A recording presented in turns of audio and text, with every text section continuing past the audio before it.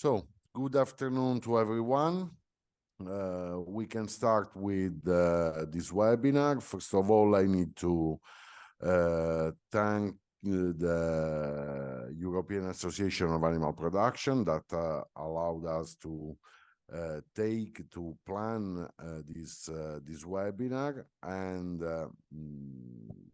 this is the title of the webinar that it belongs to a webinar series that the EAAP yearly organizes in the last 3 years. The title is Innovative Tools related to horse industry and new approaches for new phenotypes in this kind of animal production. First of all, I need to share with you the composition of the Horse Study Commission, and the president is Rhys Evans, and Roberto Mantovani is vice president with Céline Viau and Isabel Cervantes Navarro. Me and Jackie Taprest are secretary. There's Claire Nouveau as an industry representative, and 2 members of the Young Club, Kirsty Tan and Giulietto Cleranzo. I share with you our composition because it is useful for getting in the further days, also in relation to the upcoming meeting of the EAAP in Florence, and also because in each annual meeting we host not only several sessions that deals with horse industry, horse production, horse welfare, and so on. And so I invite all of you to submit the abstracts to each of this topic according to the adherence of your abstract to these topics. And now I'm going to present the overall organization of the webinar, and I will introduce the speaker. The first one is Roberto Mantovani, followed by Michela Ablondi, and finally Susanne Eriksson.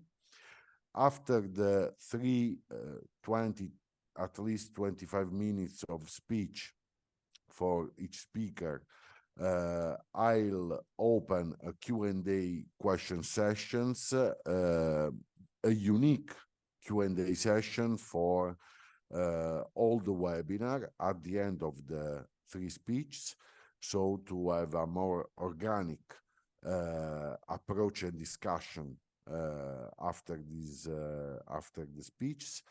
And we don't provide a coffee break, although it is scheduled, officially scheduled, because I think that one of the characteristics of the webinar is that the coffee break can be taken every time we need for each attendee.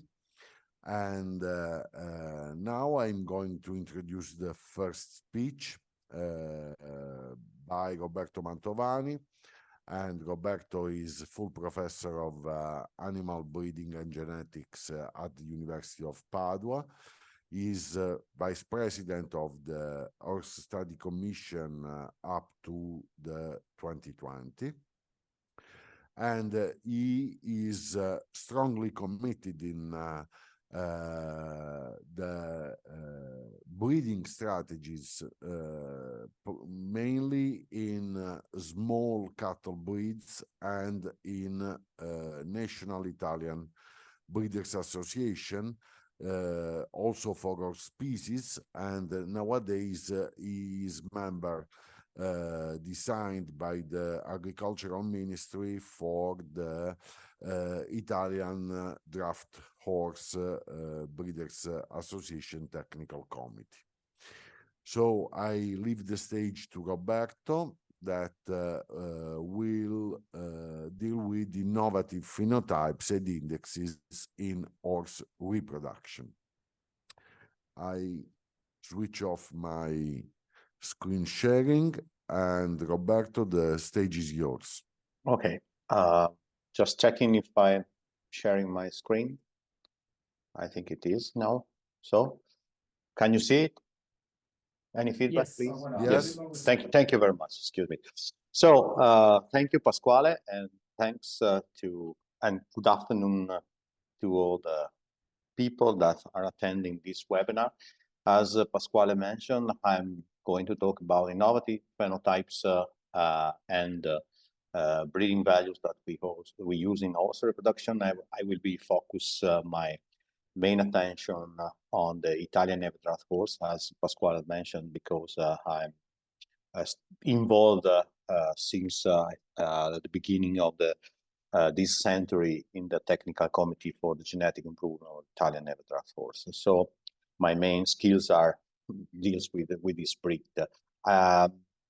Just a brief outline of my speech will involve three main aspects. As I said, the Italian Draft horse new phenotypes that are presently addressed for as new selection objectives.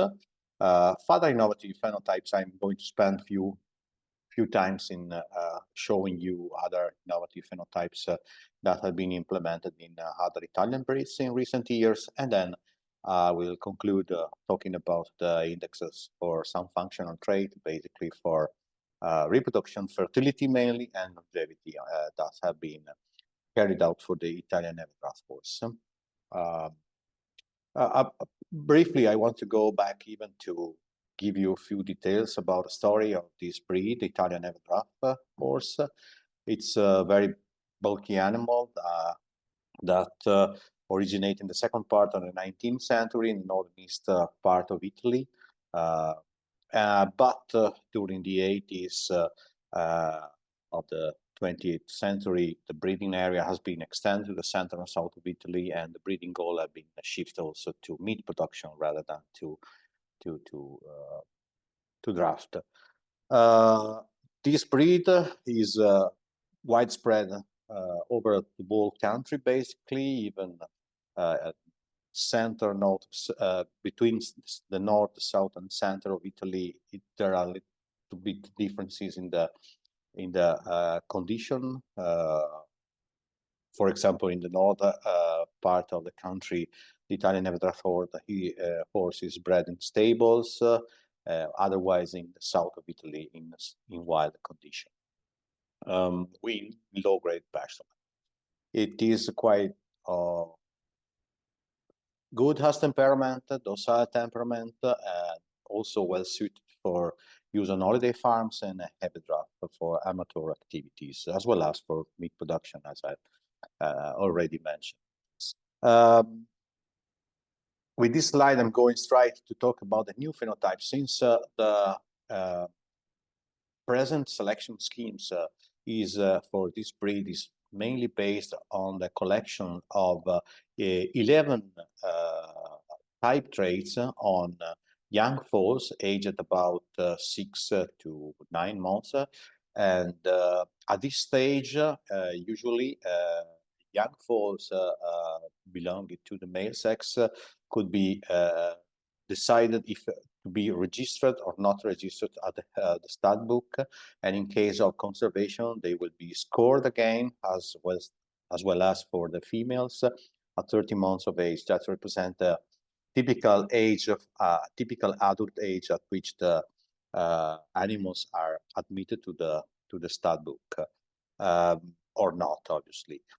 In the past, 11 type traits have been used for scoring foals, and 14 type traits, same 3 traits more than the 11 scored during the young age, are evaluated again on animals at 30 months of age. But due to the new projects that started in 2017, 5 new traits have been studied and recorded for foals, and further 6 new traits and new phenotypes have been recorded for adults. The typical traits that have been used in the past for selecting animal are among the 11: head size and expression; temperament, that is both that both consider the reactivity of the animal, but also the movement, how the animal move; fleshiness, considering that this is very bulky animal, so the development of muscular mass is pretty important. So the fore and the rear diameters. Now, with the new project that started in 2017 and was financed by the EU through the Rural Development Project, include the measure of neck length and neck direction, and the croup length and the croup direction. Some way, new traits that are addressing more to functional aspect related to dynamic aptitude, mainly through this breed. The fifth trait that is usually recorded on foal is the body condition score. That was never recorded before on young foals. At the adult age, before the admission to the stud book, together with the neck length direction and the croup length and direction, there are also two more phenotypes that have been recorded: the shoulder slope and the shoulder length. Still, 2 traits, as I say, that are related to the dynamic attitude of this horse breed. Now I want to show you some results that have been carried out on the collected phenotype that have been already presented by Manchin at the EAAP meeting in Davos in 2021. A little bit updated for which regard the foal side. We have implemented now the data set as respect to the publication of the job done by Manchin in 2021. The 5 traits scored on foals have been all considered, while for adults only shoulder slope and shoulder length have been taken into account in this analysis. But what I want to stress is the different number of animals that could have been considered, since the score of foals produce much large data set as compared to the adults one, since as I said, at 6 months of age, animals can be even live outside from the stud book, and so they can be eliminated quite early. And considering that also some of foals are go for fattening at this age, particularly males. So the analysis that we carried out was basically a REM analysis with the effects that are highlighted on this slide, with the study year classifier, sex of the foal, class age of the animal, scoring the class of the mare's age, foaling at foal scoring, and as you can see, random additive and residual effects. So this study, as you can see, some statistical descriptors show that basically the 4 main traits, neck length direction, croup length direction, have a normal distribution from a statistical point of view. Also, although as you can see, neck length and neck direction are quite skewed, and so I would say even for the croup length. But all data sets were confirmed to be normally distributed. Even the 2 measures, shoulder slope and shoulder length, obtained on adults had a normal distribution. Say a little bit worse distribution was observed for shoulder length. That was taken as measure as compared to the shoulder slope. That was classified on 1 to 5 classes using middle points, as you can see, so 9 classes altogether, and the same was for the other traits that I mentioned and were obtained on foals. Here I want to show you the irritability of the 5 traits scored on the foals. As you can see, we could estimate low to medium low irritability for these traits.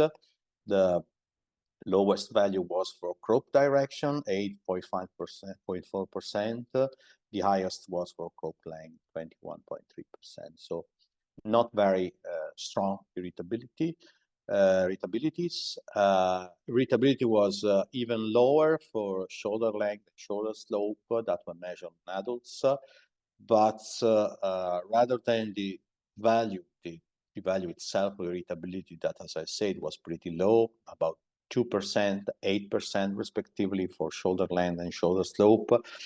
The standard error is pretty huge due to the small amount of animal that we could record in these years. So there is not a good estimate, obviously, considering the large standard error obtained.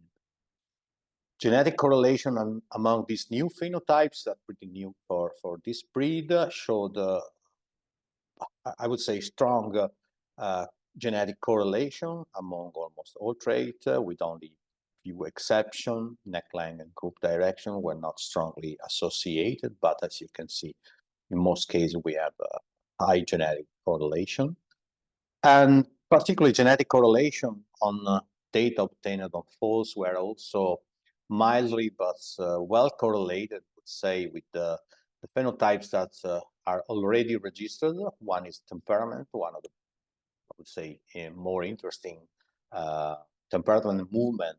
That is one of the more interesting selected traits, and the fleshiness as well. As you can see, we range from 40 to 60, and in some cases even 75% of genetic correlation. So in the whole sense, we can say that these new phenotypes obtained on foals, despite the low or medium low irritability, had in any case positive genetic correlation.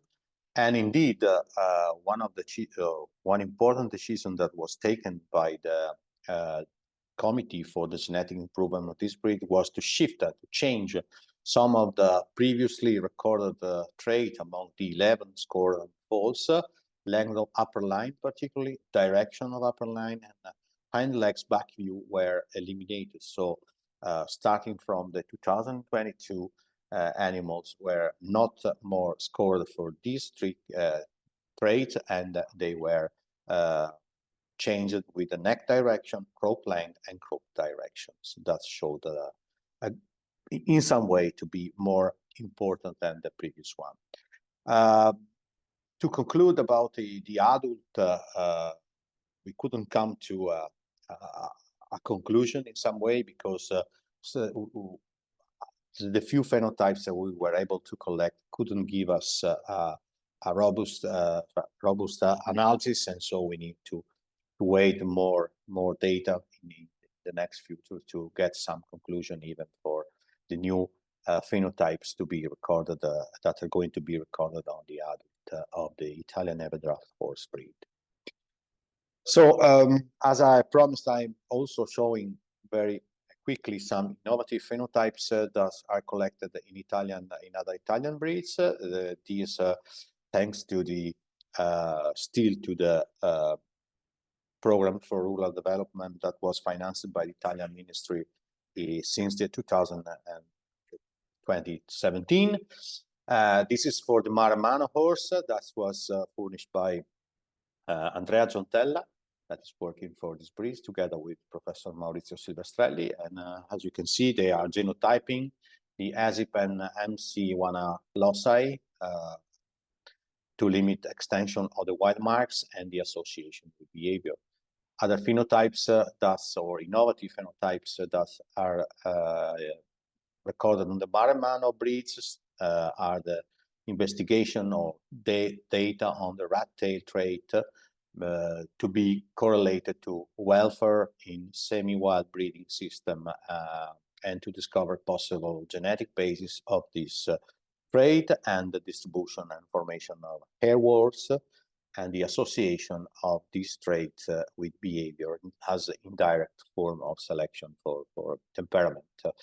So just to remember, probably I forgot to tell you that Maremmano breed is another Italian local breed that was improved in recent years with thoroughbred to obtain breed that could be used even for saddle horse or for show jumping activities, but still there's a nucleus of Maremmano that is in some way used for works with animal as in the past in the typical Maremma area in the center of Italy, belonging to the region of Tuscany region.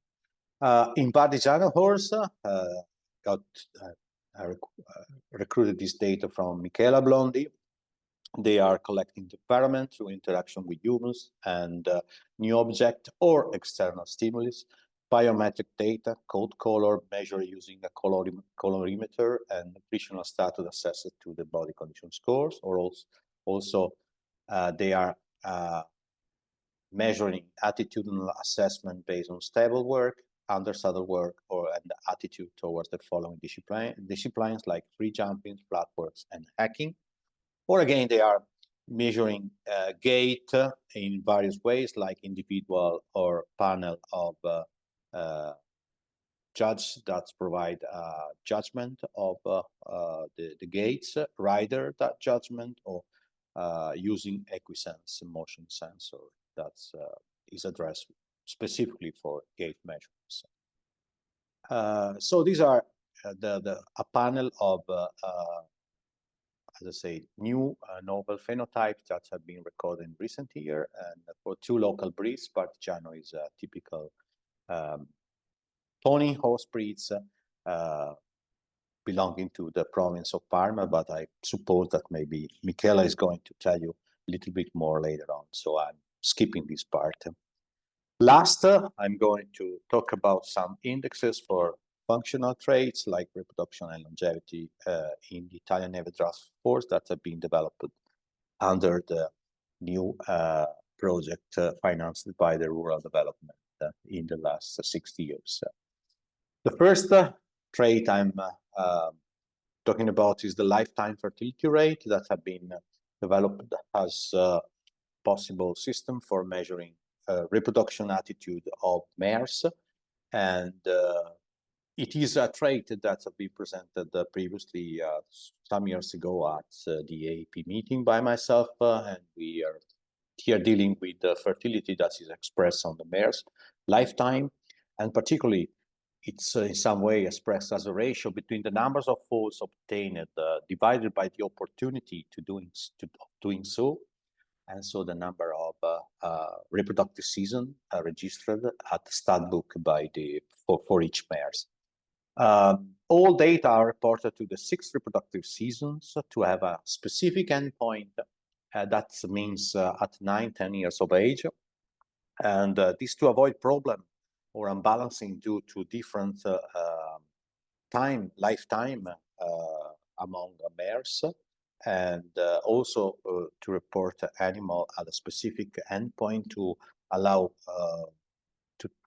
to eliminate the problem of very long lifetime for some mares. That's increase the opportunities, but also the more chance of increase also the chance of failure. This lifetime fertility rate is calculated for mare with at least 3 reproductive events registered at the stud book, born, abortion, or empty in a reproductive season, but is limited to the 6th reproductive event, as I say.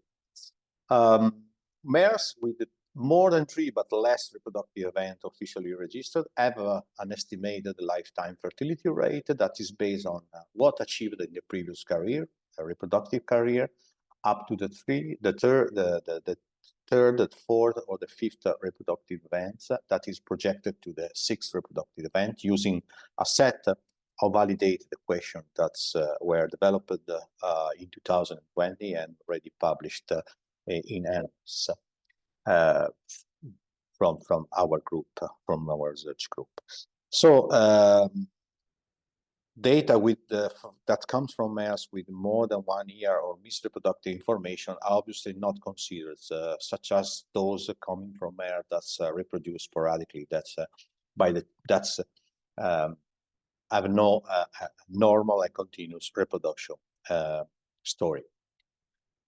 Here I have reported the distribution of this fertility rate measured during the lifetime, even at a specific endpoint. The mean standard deviation, as you can see, 0.7 and plus and minus 14. The data set resulted, as you can see, using 2 different tests, normally distributed, but in some way skewed, with a larger amount of animals that have a value that is at around 70%. The data set included, as you can see, 3,000 mares. The REM analysis was carried out using the environmental unit by birth year effect. Was not possible to use the stud farm, the age at first falling, 3 or 4 years, and the random additive genetic effects and residual. As you can see here, we estimated a pretty high value for the irritability, 24.1%, and I would say a moderate standard error, 4%. But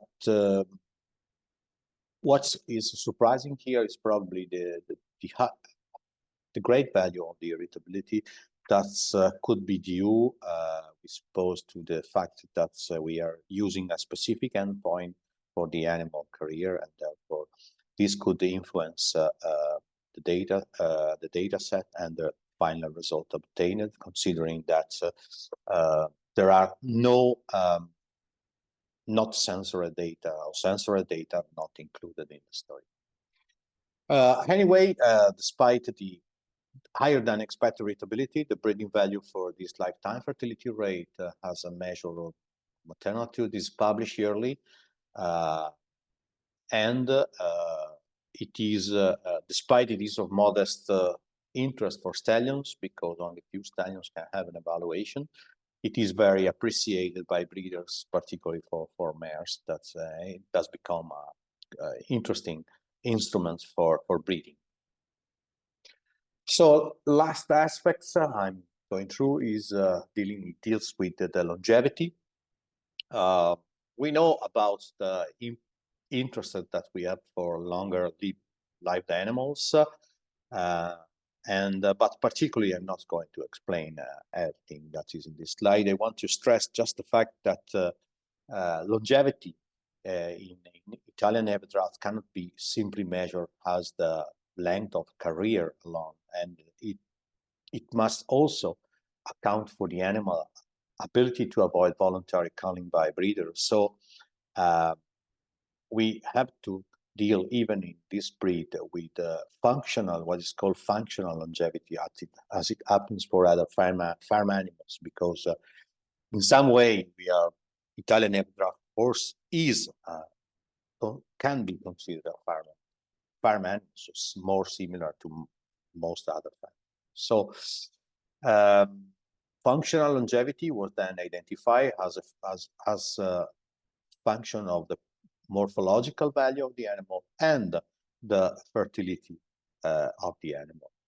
So moving from this point of view, we started a study on the longevity in this breed, and we considered the mare's career on the basis of the length, obviously, when known cause of involuntary culling was known, and moving from this data set, we edited the data sets in order to get animal adapted to the following model: the environmental unit by birth year, as in the previous analysis carried out for the lifetime fertility rate, and the age at first falling, still considering 3 or 4 age of years, and we used to obtain the data for functional longevity as quintiles of lifetime fertility rate with respect to the mean lifetime fertility rate within environmental unit by birth year in a 5 years period, and combined these quintiles even with 5 other classes of morphological final judgment at the adult age, because we identified these previously analysis allowed us to identify these main causes of or more important causes that can affect the length of the career. So at the end of this process, we were able to estimate functional longevity for 2,000 mares, 75 and 757 censored data, so about 30%. And as you can see, I have reported here even the number of environmental unit, the age at first falling considered, and the 25 functional classes obtained. Under the GIMP sampling, we obtained an estimate of heritability that was about 13%, ranging from 6 to 21.8% as HPD. And so these traits showed in some way even a good genetic variance. And so despite the low heritability obtained that is common to the heritability measure for functional longevity, even in other breeds or different species, was quite good. So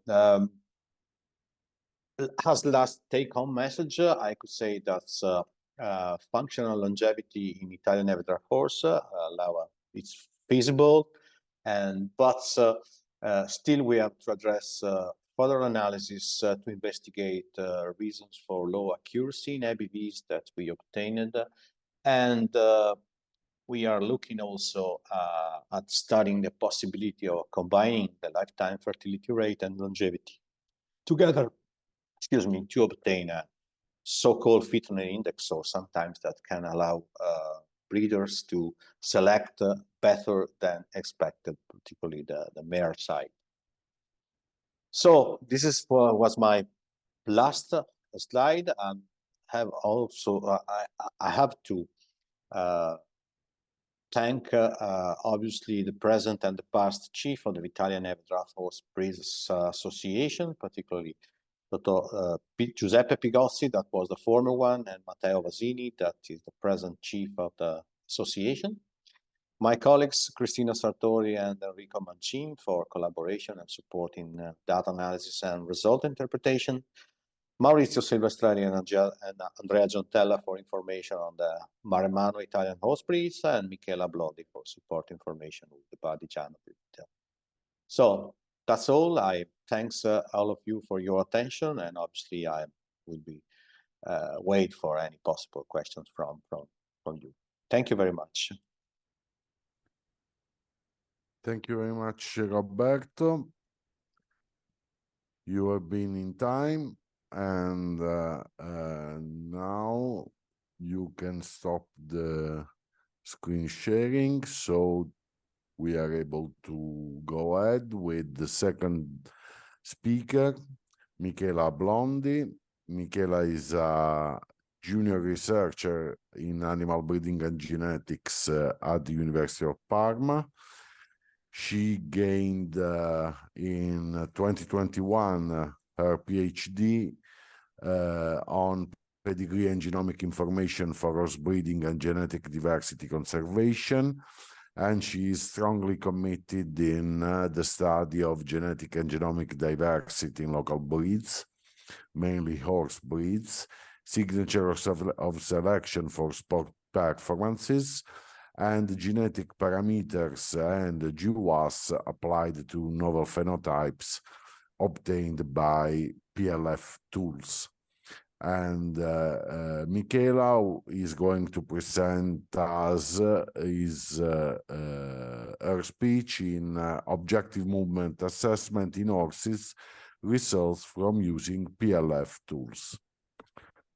Michela, yes. The stage is yours.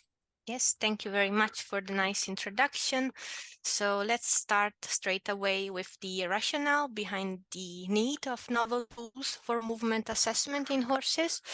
And nowadays, a lot has been done already using intensive phenotypic recording system like linear score or traditional score to evaluate horses, as well as to estimate genetic parameters. However, what is still missing is a truly objective evaluation of the horse, since those linear scale, although very, very useful, they are not completely independent on judges' subjectivity. Thus, what we are going to tackle with this presentation is how to combine linear and traditional protocol with PLF tool.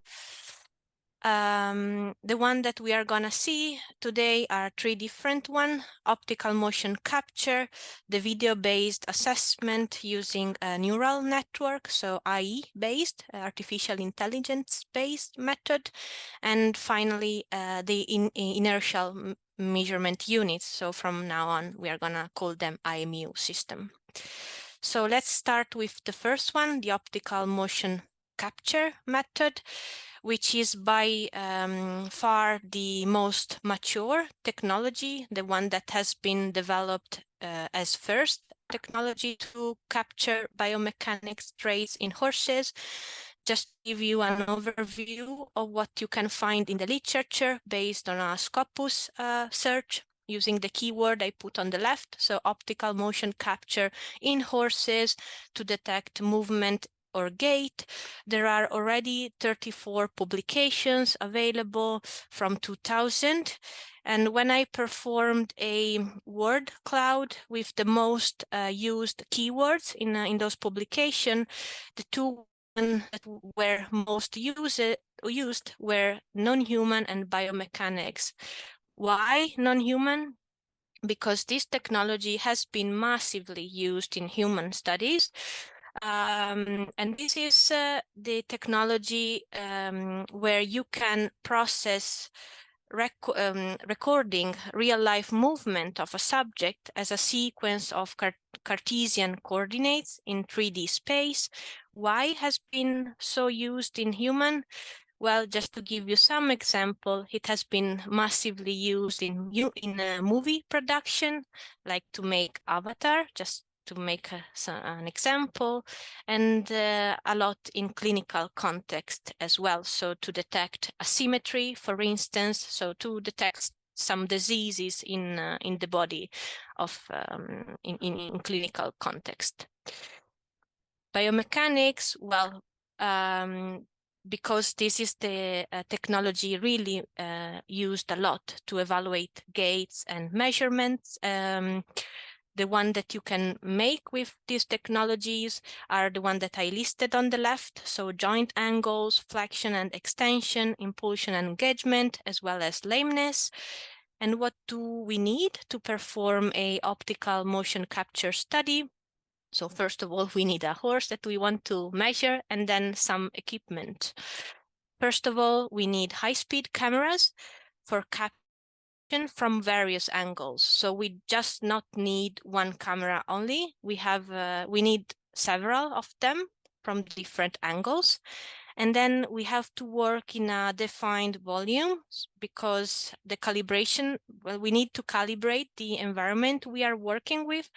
I know that the Icelandic horse, they performed some study in open field as well, but it's quite challenging to do so. So normally those type of studies are done in an arena, so inside. And then you need to attach to specific anatomical landmark of the horse, those markers that you can see on the left, to accurately track the horse movement.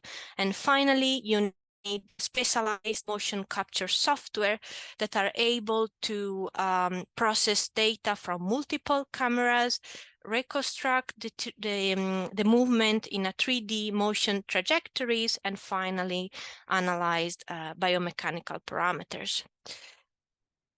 So overall, this technology has been seen as the gold standard to evaluate biomechanics in horses, since it's really accurate and precise. However, there are some cons, since the equipment is quite costly, so requires significant investment. The marker technology, the software license, as well as the high-speed cameras are quite expensive. So you need to invest quite a lot in the beginning to be able to perform a study using optical motion capture. You also need technical expertise, especially in anatomy, I would say, because it's key point where these markers are put in the horse. So you really need to know where to put the markers. Otherwise, also the accuracy of the measurement is gonna be not so accurate. There is this issue about the limited field of view, so multiple cameras are needed in a specific environment. And therefore, for those reasons, it's normally difficult to collect data at large scale using optical motion capture. So let's then continue with another PLF tool to evaluate movement in horses, which is again using video-based assessment, but from a different angle. So using a neural network instead, artificial intelligence. So then when I search on Scopus the keywords on the left, image recognition or computer vision in horses to detect movement or gait, there is much less in the literature, only 3 publications from 2021, just to realize that this technology is rather new. Probably if I had included artificial intelligence, i.e. in the keywords, I might find a few more publications, but overall there are really not much out there.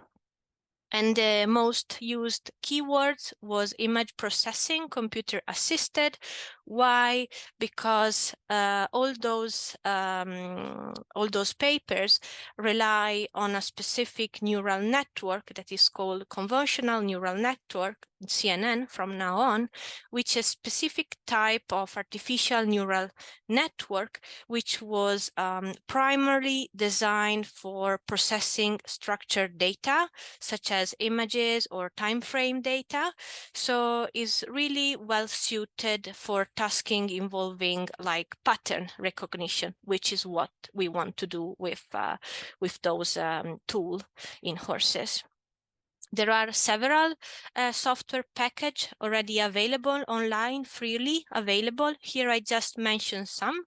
The one that my group is now looking at is DeepLab Cat, which was a software package in the beginning specifically developed in mice, but in theory you can use it for every species. So I think that one has quite interesting possibilities in horses as well. And it was the one used in one publication we are gonna see just in few slides. So since there are so little publication, we are gonna just look them quickly one by one to really understand what has been done so far using this technology in gait in horses. So first study is gonna be about gait recognition. The second one is on straight length and stance duration. And the final one is on vertical asymmetry of head and pelvis. And what do we need to apply this technology in horses? Actually, really little. So not many equipment as previously shown, but if you have just a good phone with a good camera, that's gonna be enough. So you have to make a video of a horse, and from there, you have to retrieve the photo frame, and this is gonna be your input to train the algorithms to understand what you wanna teach him.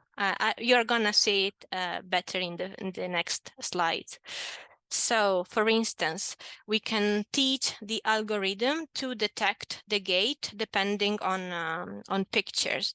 This study that we are gonna see was based on 500 online pictures per gait. So they retrieved picture of horses at either canter, trot, or walk, and they wanted to train the CNN algorithm to give an output about the gait of the horse depending on the picture.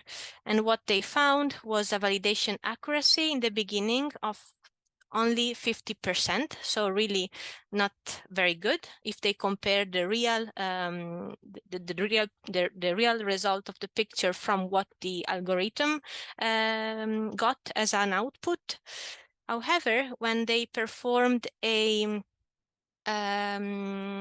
tool, I would say, to increase the volume of images, which is called data augmentation, which is just with the same set of picture, just change them a little bit, like flipping or change the color, cropping, so do some geometric transformation.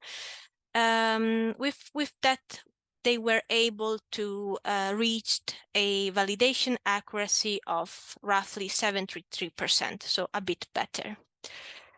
Then the second study we are going to review is the one about straight length and stance duration using those systems. So what they did, they evaluated for 40 horses with different coat color as well as belonging from different breeds. The horses just pass by a camera at walk in different also weather condition, as you might see from the different pictures. So what they wanted to see was whether the CNN algorithm was capable to predict whether the horse had a certain stride length and how long was the stance duration. So the pipeline was to firstly annotate specific body landmark from the picture, detect the hoof gait phase, and finally reconstruct the picture in a stereo 3D way. Just to give you an overview about the results they found, the first picture on the left show the percentage, the probabilities of detection for a specific figure, for a specific picture in the 4 legs. So the algorithm was able to predict that, for instance, the first hoof on the left has was in a swing position 98% probability, with a 98% probability, whereas the other were in a stance position. On the right, we have the confusion matrix about the comparison between the true label and the predicted one from the algorithm, and overall they found quite interesting results. True positive over 92%. And finally, they wanted to evaluate the accuracy in terms of stance duration and stride length by a blind almond analysis. And what they found for the stance duration, very, I would say, promising results, only a bias of minus 0.02 seconds, whereas for the stride length, I say that there might be some room for improvements for that trace, but overall not bad at all. Last study we are going to review for the video-based assessment is the one where they wanted to see whether it was possible to evaluate asymmetry of head and pelvis just using a phone in front of the horse. So what they did, they used 23 horses. They used as gold standard the multi-camera marker-based approach compared to a single phone camera markerless. And actually, those are the results that really impressed me, because the differences they found both in head and pelvis, comparing the two systems, were just really little, only 2.2 millimeters. And that's the reason why there is already a practical application available for veterinarians, where they just have to be in front of the horse, make a video, and then they will get results about possible asymmetry in the horses that they are evaluating. So overall, the pro of video-based assessment, markerless, is you just need a small investment, potential to be used at large scale, and also that any trait can be measured in theory. However, we saw from the first study that the accuracy can be really limited if the system is not properly trained. And this is also like linked to my last point, the output is good as the input is. So be aware that although gait recognition might be really like a very simple trait to train the system to really detect if the horse is at walk or trot and canter, actually is not very, very accurate if the system is not properly trained. And also you need to have high expertise on computer science, of course. There is a lot of artificial intelligence involved in this system. Finally, the last IMU PLF tool that we are going to see today is the IMU tools. It's quite mature tool as well, I would say. There are already 59 publications in the literature using IMU tools in horses, and I would say that is the method really used to detect gait and biomechanics. Indeed, what can we measure with IMU tools? Almost everything. There are also a lot of studies on jumping traits. So yeah, you can measure a lot on the biomechanics of horses using these tools. And what do we need? Actually, here also here the equipment is rather simple. You just need sensors that are generally made on 3 different parts: an accelerometer, a gyroscope, and a magnetometer. And well, actually, there are really a lot in the market that you can buy. Here I just propose some of them, but there are really many more. And how do they differ? Well, number of sensor, the data processing algorithm, and the system integration and connectivity. However, today we will just focus. We just further focus on the EquiSense, which is the technology my group has been working with. And here I take the chance to thank Vittoria Asti, who is a PhD student at our group, which has been done almost all the work with the EquiSense, as well as Anik Graham from Agroscope and University of Zurich, which helped me a lot in gather information on the equimoves. And well, we also had a very nice opportunity last year in Germany at the International Workshop on Linear Profiling in the warm blood horse, where we were able to compare simultaneously the 2 technologies. So we really learned a lot at that occasion. Just to give you a brief introduction on the sensor, what are they made of? So the EquiSense, 1 sensor and 1 electrode only. Whereas for the equimoves, we have 7 sensor plus 2 optional. And here are just listed the measure you can consider with both systems, which are the time spent at each gate and each end, the symmetry, although they measured this trait in a little bit different way, depending on the sensor available, the rhythm, the speed, the stride duration, and number of stride. Whereas here we have the measurement you can consider specific of 1 system only.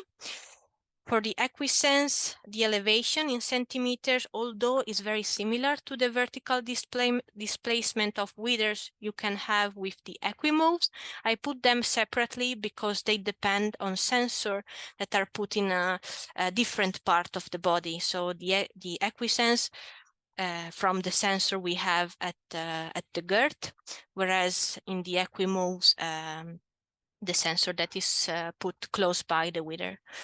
And then for the Equisense, we have the stride regularity, and then thanks to the electrode, the heart rate and the recovery time. Few weeks ago, they also released a algorithm to evaluate jumping course. Whereas for the Equimoves, we have more traits related to legs, like the stance and swing duration per leg, protraction and reaction, and abduction and adduction. So how did they pass the validation then? So the comparison with optical motion capture, the first technology we saw in the presentation. For the Equisense, we have the validation for two traits, stride duration and impulsion. I would say stride duration, very good validation. For impulsion, we have some room of improvement, I would say. For the Equimoves, overall, the validation was very good. So they passed the validation with little bias. So if someone has this question in their mind, well, which one to choose, I think is very difficult to say. This is one possibility on how to answer this question. So probably less is more. So just use one sensor when you need to collect a high number of observations. So just go for the Equisense because it's super simple to use. Whereas if you need to collect cinematic data on legs and you need a higher level of precision based on the validation, maybe you should go for the Equimoves.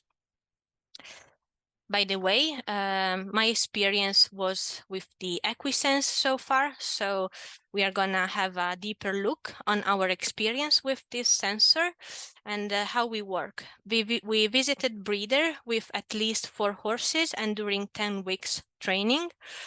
We have tested so far 4 breeds, 3 Italian one and the Swedish warm blood horses, thanks to a collaboration we have with SLU University, and we have collected roughly 200 observations with a specific protocol that was made to really be sure that all the traits measured by the Equisense were recorded.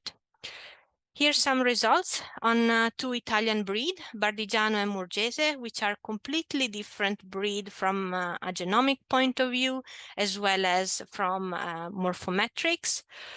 And as expected, they are very different from a movement perspective as well, from the gait. Indeed, the stride frequency per minute, just to give you some example, at trot was very different in the 2 breed. Here I just put 2 videos to just visually see what the Equisense meant with a difference, a mean difference of 7 stride per minute in the 2 breeds.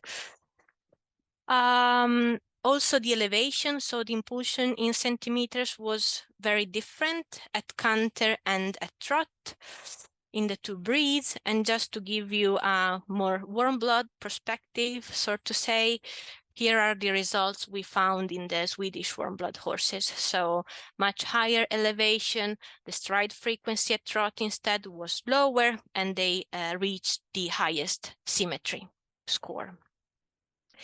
A further look on the correlation among traits now. So there were some traits that were highly correlated, for instance, elevation at trot and elevation at canter. And when we splitted the correlation among the 2 breeds, no differences. The correlation was positive in both breeds. However, for instance, stride frequency at trot and elevation at trot, where we found overall a negative correlation. Since we found this kind of non-linear pattern in the overall correlation, we wanted to split again the correlations among the 2 breeds. And what we found was that the traits actually behave in a different way depending on the breed that we were studying. So in the Murgese, we indeed found a negative correlation, but in the Bardigiano was almost 0, the correlation. So just to bear in mind that the correlation and the traits might behave differently depending on the breed you are studying. Finally, correlation with official evaluation. So since those horses were also evaluated from judges for trot and canter, considering a traditional score from 1 to 10, and where they evaluated the rhythm, the elevation, and the elasticity of the movement, what they found was what we found was that the judges tend to evaluate in an opposite manner stride frequency at trot and at canter. Indeed, they evaluated in a negative way at trot, so perhaps here is seen as stepping, whereas it was evaluated in a positive way at canter. So here probably it's seen as a good rhythm, the stride frequency. Another quite interesting result that we found was that the status of the horse in terms of heart rate was always negative correlated with the evaluation. So probably a kind of stressed horse, tired one, tend to get lower scored. But well, I'm a geneticist, so I'm also very interested to see whether those traits in the end of the day are heritable. So if we can do selection with them, overall, we found quite promising heritabilities. Most of them are also in the range of a previous study in sport horses. We are also now performing some genome-wide association studies, and there are some promising peaks as well. So we are continuing in understanding whether we can do selection with using those innovative tools. So just to finalize some conclusion, what to do next. I think it's really important to combine what has been done so far. So using linear and traditional protocol with novel tools, IMU, artificial intelligence for sure, combined with genetics as well. And just to give you a few more hints at a more practical view, I would say that we can use those tools to really detail the definition of the breeding goals, which is something I think is still missing in most of our breeds, as well as we have to remind us that in horses, especially, almost all selection is done on indirect traits. So what are the genetic correlation of those traits that we can also measure them very early in life with what is the performance later in life in the horses. And with that, I would like to thank you for your attention. Thank you very much, Michela. A speech very rich in information, and I suppose that the attendees will have several questions or several aspects to be deepened. So I invite all of you to write your questions in the chat. And let's go ahead to the third speech. The third speaker is Susanne Eriksson, Associate Professor at the Swedish University of Agricultural Science. She is head of the section of applied genetics, and she is strongly committed in outbreeding for functional traits such as health, well-being, fertility, temperament, and how to combine this kind of study also on on her strongly commitment in biodiversity, sustainable management of horse breeds. So, Susanne, you can share your screen, and her speech is large-scale recording of temperament for breeding purposes.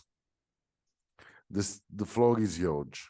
Yes, thank you for this nice introduction. And as you heard, I'm not an ethologist, so the thoughts I will give today are based on my experience from breeding. So why am I interested in temperament? Well, I am not the only one, because everyone that works with horses in one way or another will have an interest in having a horse that is usable without danger to the horse itself or to those handling or riding or driving the horse.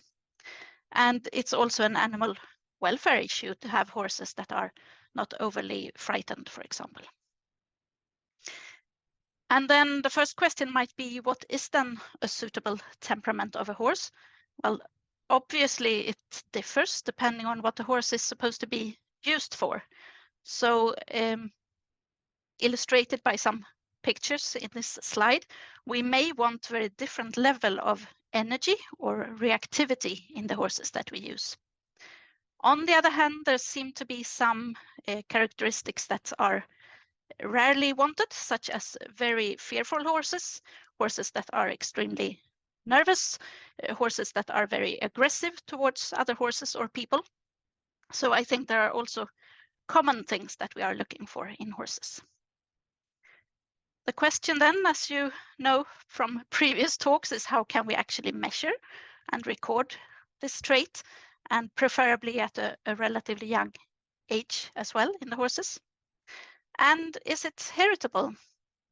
So a first indication that it is indeed heritable is, of course, the differences that we see between breeds that have for many decades been selected for different purposes.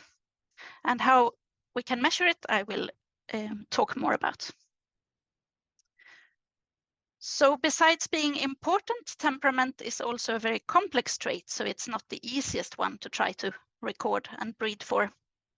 And that is, temperament and behavior traits tend to be much influenced by the environmental influence. So the handler, the experience the horse has from its young age and further in life, also what happens around the horse, and yeah, many different factors that can influence.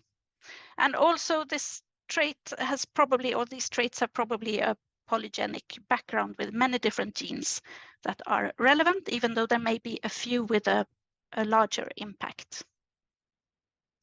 Altogether, this means that to be able to do something with breeding, we need continuous and relatively large scale recording of temperament. And this is again where you will notice that I'm not an ethologist, because sometimes as a breeder you prefer many records to a few but perfect records. With new coming genomic selection, we may have an opportunity to record this on a slightly smaller scale, but we still need good phenotypes, so good trait records that we can trust. And that can be updated. And because this seminar or webinar is about phenotyping, that is where I will put most of the efforts today. And there are quite different approaches to phenotyping also temperament. So there are a number of studies where behavioral or temperament tests have been used, such as novel object tests, or when the horse has to perform during a specific track, for example. There are many advantages with this. You can control the environment more. You can get relatively detailed information about different aspects of the temperament or behavior in the horse. There are some downsides. Usually, if you make a special test for this, it is a little bit expensive, which tends to make it a smaller scale recording. You need to have owners that are willing to bring their horses to the test and to perform it, and perhaps also pay for it. And when we compare to the tests that are regularly used for dogs, there are some limitations to what we can do with these big flighty animals. So, for example, what is used in dogs when a person dressed as a ghost pops up from the forest and you see the reaction in the animal, this might be a bit dangerous for horses. So, of course, the tests have to be adapted to that. Another thing that could be used is to look at more physiological parameters, such as, for example, heart rate, or there have been attempts to measure the temperature of the eye. And advantages here are, of course, that these could be made objectively, so no sort of subjective assessment. Again, we have a limitation in the number of individuals that we can test. And again, you need to have the owner or rider or handler on board so that you can use these tests and perhaps put on additional equipment on the horse. And there are, as we have seen previously, different reasons for increased heart rate in horses. So we also need to combine this with, for example, a test or a survey to know if this is actually connected to what we are looking for.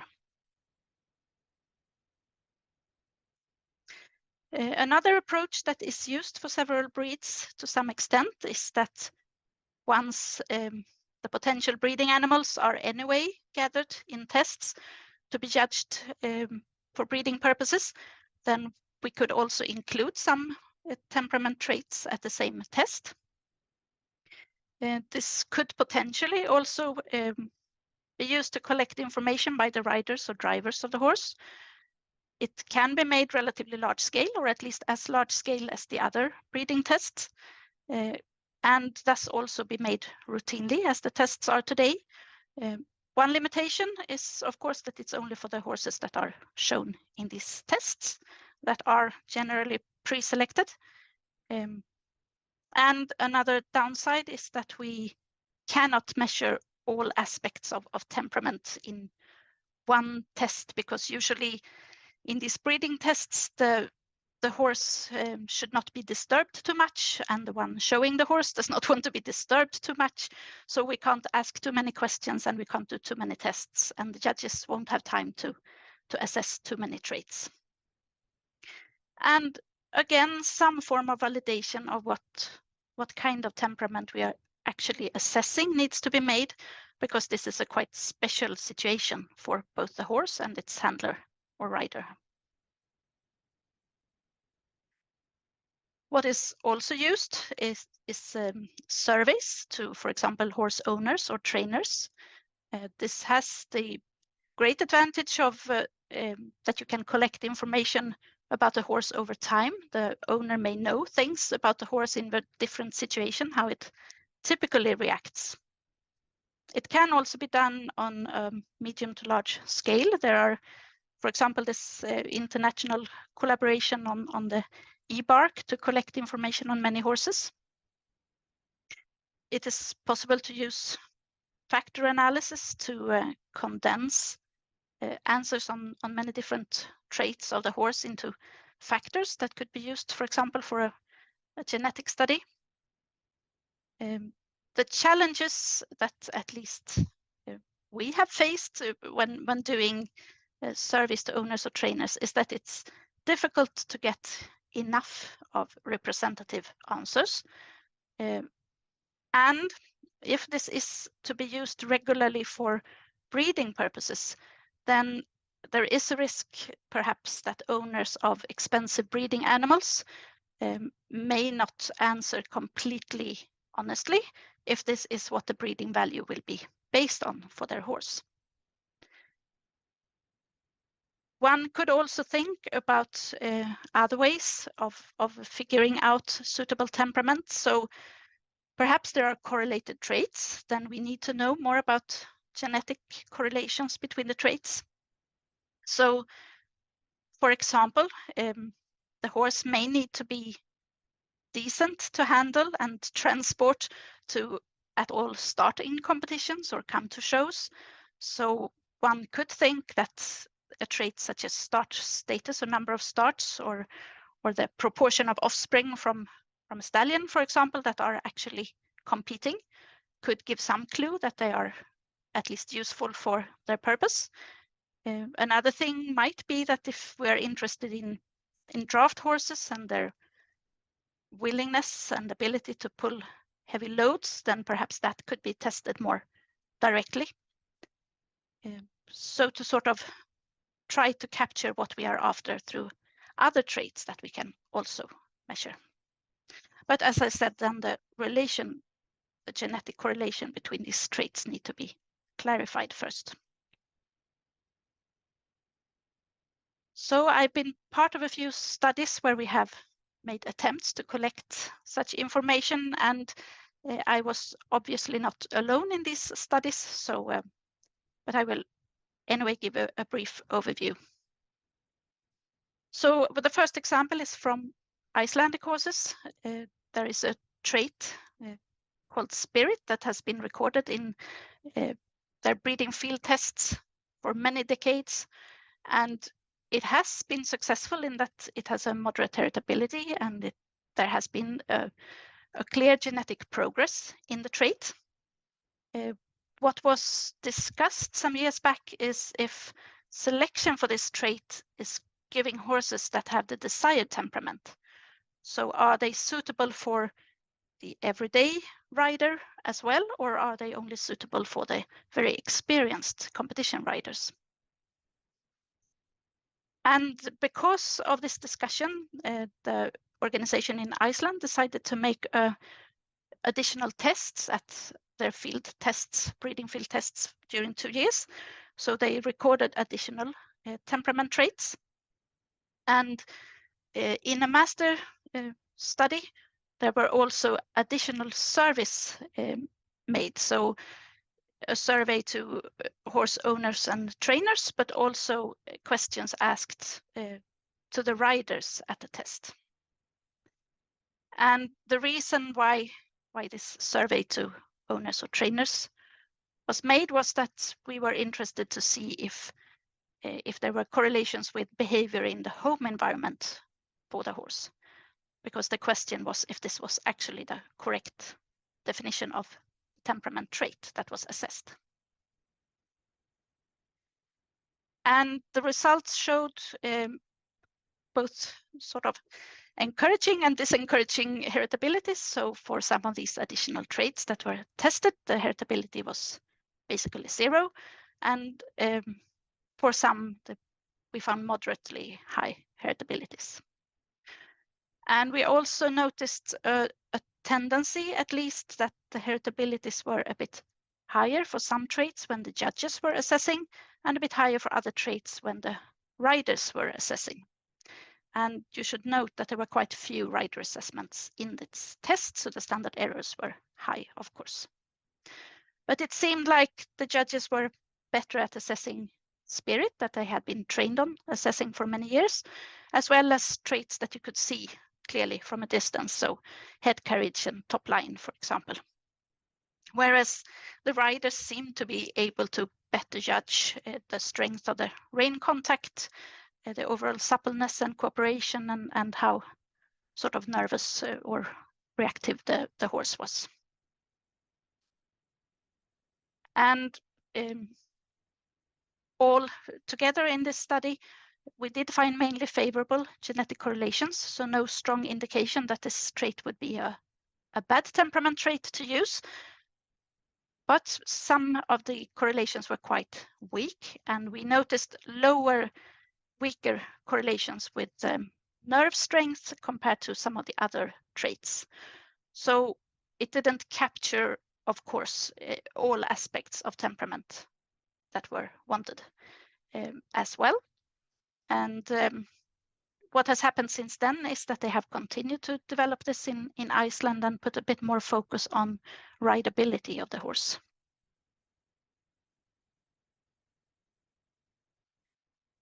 Another example where a temperament trait or different temperament traits are assessed in the regular young horse tests is in the Swedish warmbloods. And since many years back, there is one of the evaluating traits that is called the free jumping temperament and general impression. However, it has been shown in both pedigree and genomic-based analysis that it is more or less exactly the same trait as the other free jumping trait, which is about free jumping technique and ability. So whether temperament is judged for both traits or whether it's more technique can be discussed, but it's an example that you need to validate what you are actually assessing as well. Since 2013, there are also linearly scored traits, and among those, there is one behavior trait where there is an assessment on a linear scale of how relaxed or tense the horse is. this has a relatively low heritability of around 10%. It has been seen in our ongoing analysis that horses bred for dressage seem to be more tense than horses bred for show jumping, for example, which I think also was a bit expected. So that at least gives an indication that this shows something of value. And in a factor analysis that we did, then this trait formed a factor together with how focused or unfocused the horse was in the distance estimation at free jumping, and also how secure or insecure it was in the approach to assignment.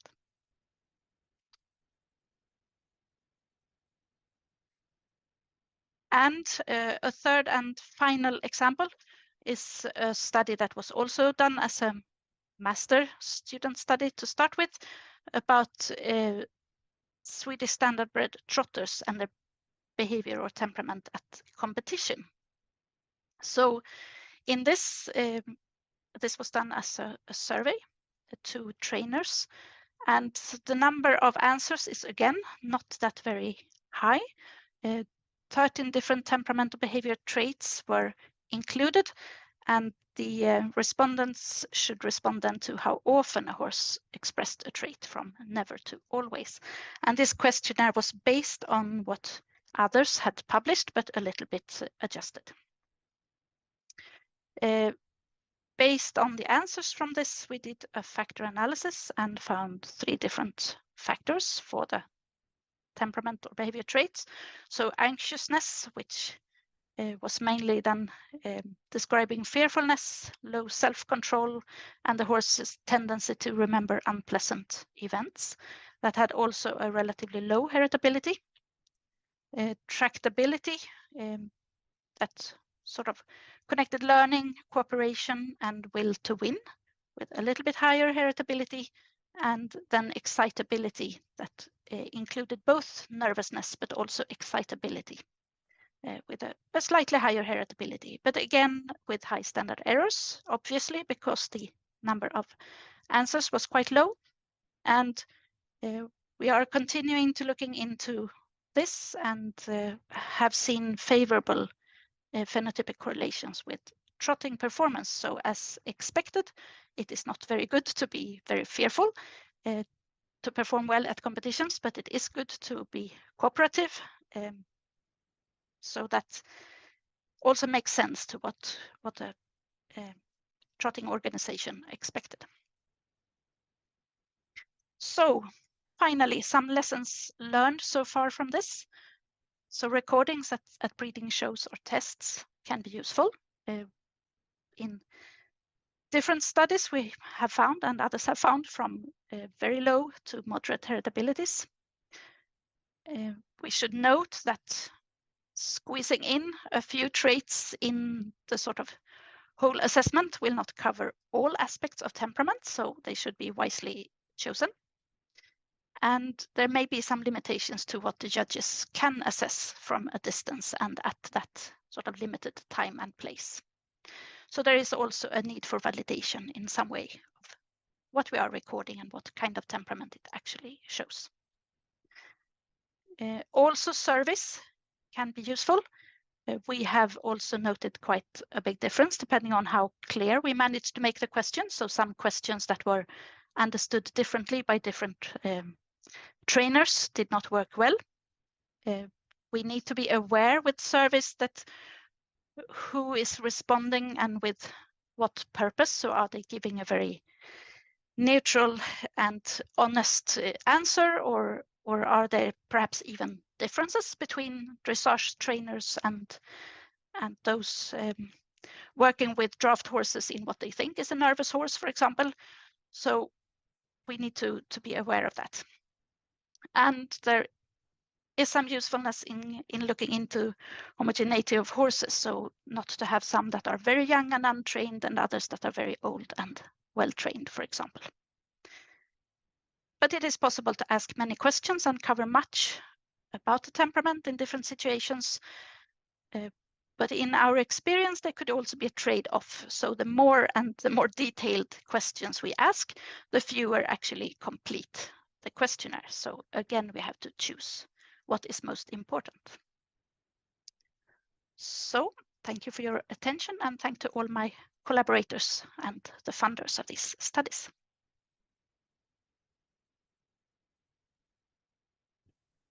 Thank you very much, Susanne. And in the meanwhile, some questions to Roberto have been addressed in the chat, and Roberto has answered. Please write the questions for all the speakers. A lot of info, a lot of updates, and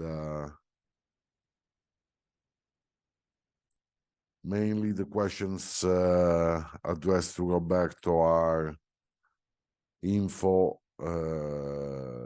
dealing with the consistency of the Italian draft horse, and on the technical procedures for breeding.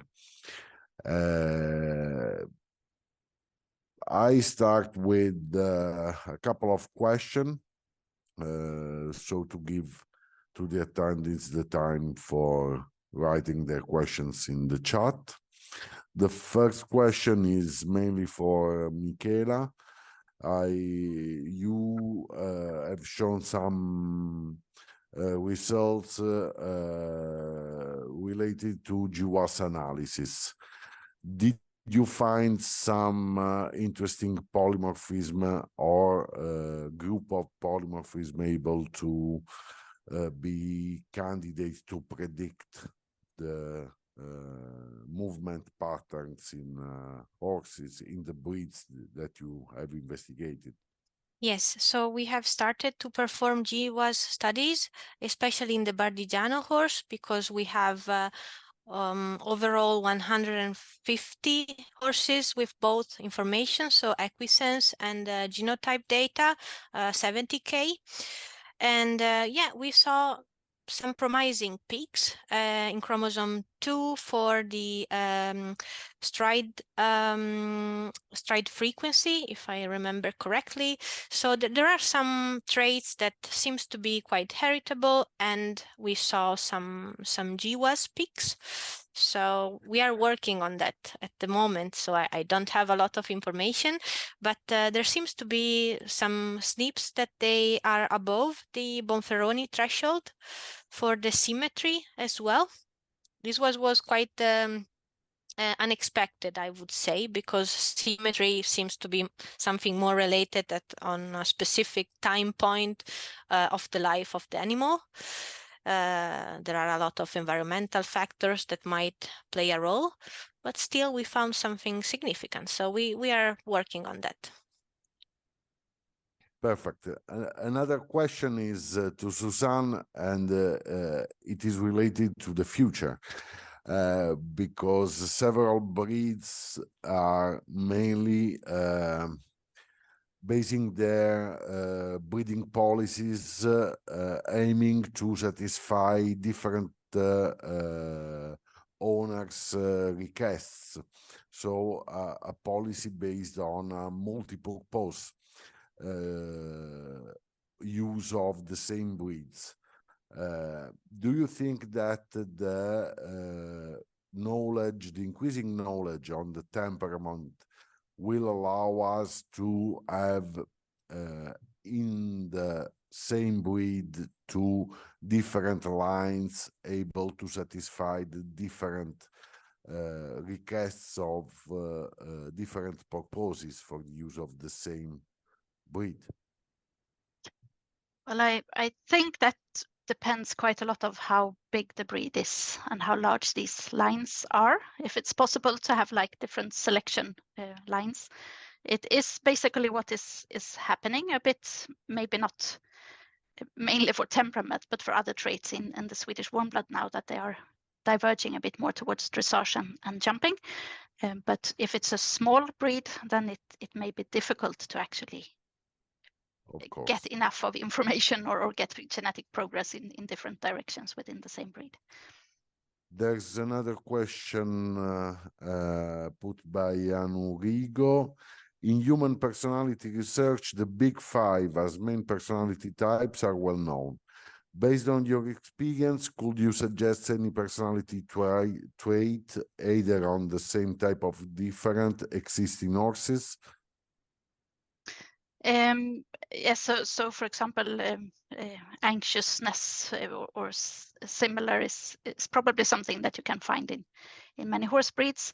Then in humans, there are also these more about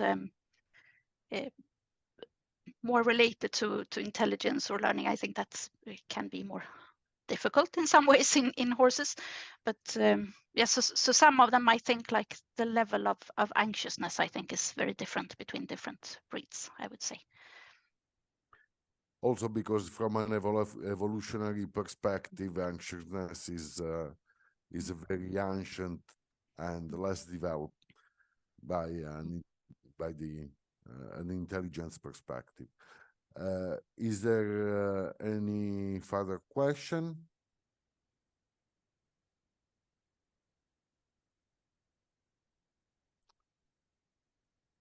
I think not, so we can finish this very, very interesting and innovative webinar. I'm very grateful to EAAP for the opportunity, but mainly to the speakers because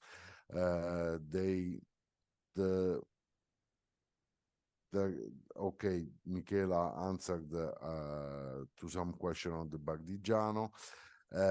I was saying I'm very grateful to the three speakers because the topic is very on the edge, and it is not so easy to collect information and giving us this organic perspective of this interesting and challenging topic that is the application on the there's another question, perfect, by Jackie.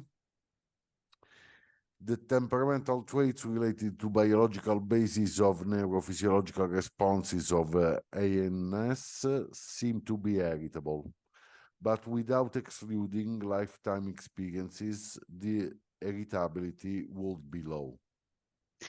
Yes, I agree. It is definitely this environmental variation part that lowers the heritability. So it's not that there is not a genetic basis for it. And again, then if we can measure things in younger horses, for example, they would have been less influenced. But still, they have a bit different experience. Pasquale?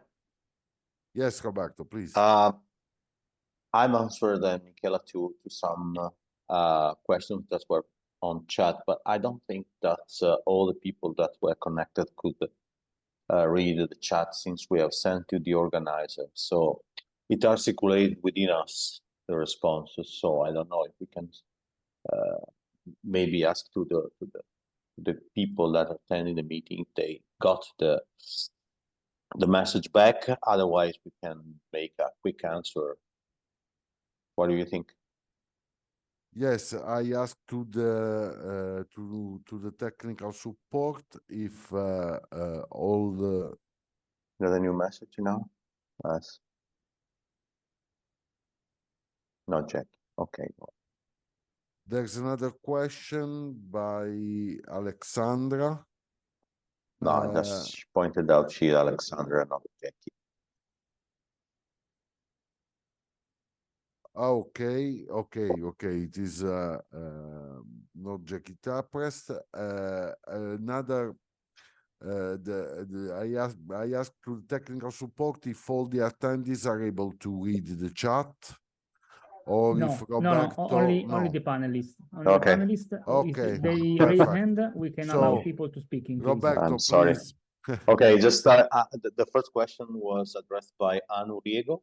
Oh, I don't know if I pronounced well. Anyway, he asked about the total estimate population size of Italian heavy draft horse, and how many herd in the stud book, how many them operated, the genotype. I answered that the population accounts for about 5,000 animals, almost 2,800 are mares, the rest, and there are about 400 stallions, and the other obviously young animals. The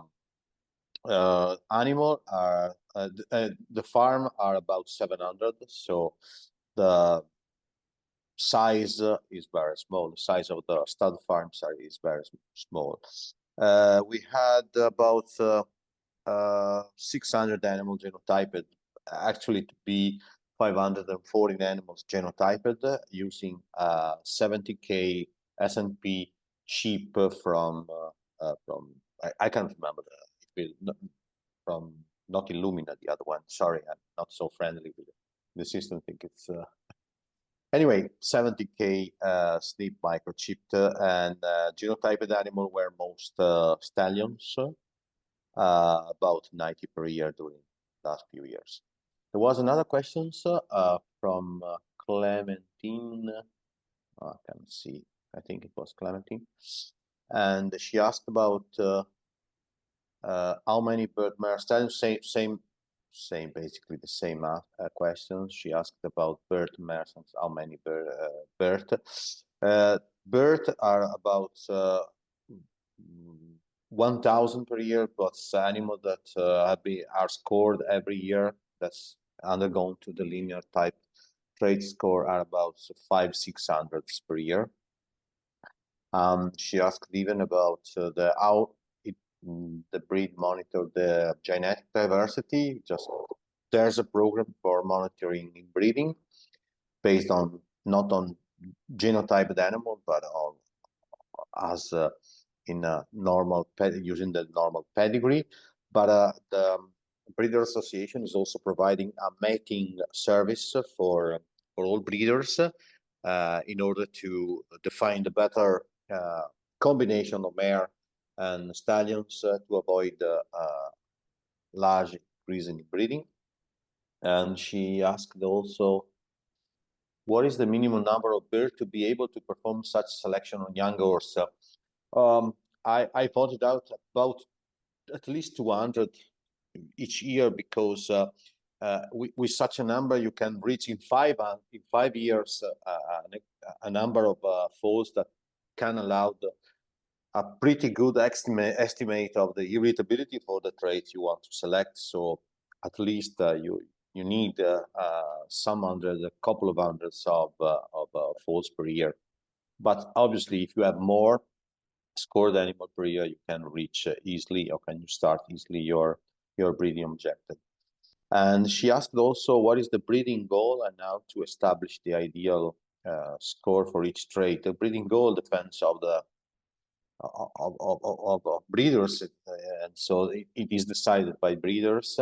In the case of Italian heavy draft horse, it's the heavy draft, but also the fleshiness. So the animal need to be muscular and well set, I would say, from the muscularity point of view, and because part of the activity that breeders, it's dedicated also to meat production.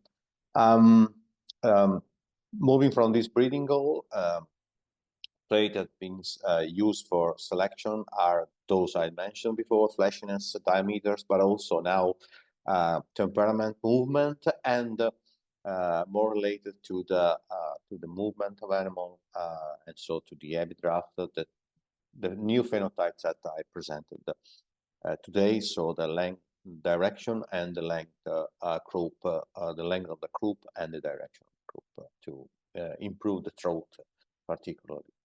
And well, she asked even something else. Yes, probably I can shift to Michela, because the second part was, she asked about if the Maremmano and Bardigiano are endangered. So Michela, please. Yeah, I think I can answer for the Bardigiano. The Bardigiano has roughly 3,000 alive animals, and it is considered by FAO as a small breed with that